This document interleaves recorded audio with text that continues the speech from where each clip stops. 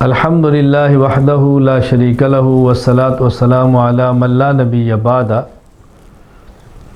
قربانی کا جو جانور قربانی میں ذبح کرنا ہے، اونٹ، گائے، بھینس، بھیڑ اور بکری، ان میں کس جانور میں کتنے لوگ شریک ہو سکتے ہیں؟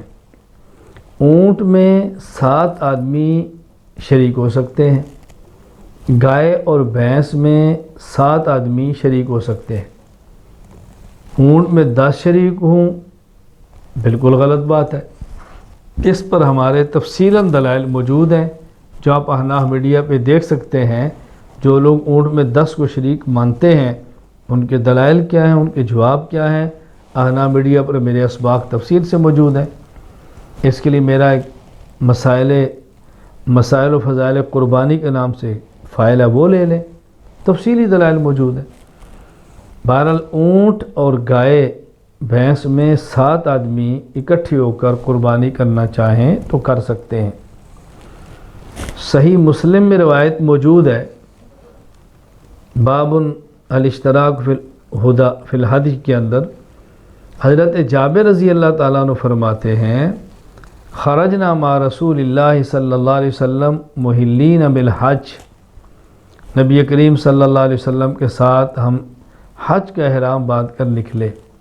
فامرنا رسول اللہ صلی اللہ علیہ وسلم ان نشترک فی الابل والبقر کل 7 منا فی بدنہ، آپ نے ارشاد فرمایا کہ آپ نے ہمیں حکم دیا ہم گائے اور اونٹ میں شریک ہونا چاہیں تو ہو سکتے ہیں، اور گائے میں بھی 7 آدمی ہوں گے اور اونٹ کے اندر بھی 7 آدمی ہوں گے۔ اسی طرح صحیح مسلم میں روایت موجود ہے، حضرت جابر رضی اللہ تعالیٰ عنہ سے، نحرنا مع رسول اللہ صلی اللہ علیہ وسلم عام الحدیبیہ البدنۃ عن 7 والبقر عن 7، کہ حدیبیہ کے موقع پر ہم نے رسول اللہ صلی اللہ علیہ وسلم کے ساتھ مل کر قربانی کی ہے۔ اونٹ میں بھی 7 آدمی تھے اور گائے میں بھی 7 آدمی تھے۔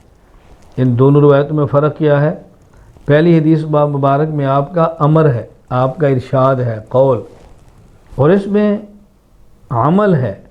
تو پہلی میں امر اور قول، دوسری میں عمل اور آپ کا فعل ہے۔ تو گویا قول اور فعل دونوں سے ثابت ہے کہ اونٹ میں بھی 7 آدمی اور گائے میں بھی 7 آدمی۔ یہ بات اچھی طرح ذہن نشین فرما لیں۔ اگر بکری ہو اس میں 1 آدمی ہوگا، ایسا ہرگز نہیں ہے کہ بکری میں ایک سربراہ وہ سب کی طرف سے قربانی کرے تو ہو جائے گی، ایسا نہیں ہے۔ جس شخص پر قربانی واجب ہے اس نے اپنی طرف سے قربانی کرنی ہے۔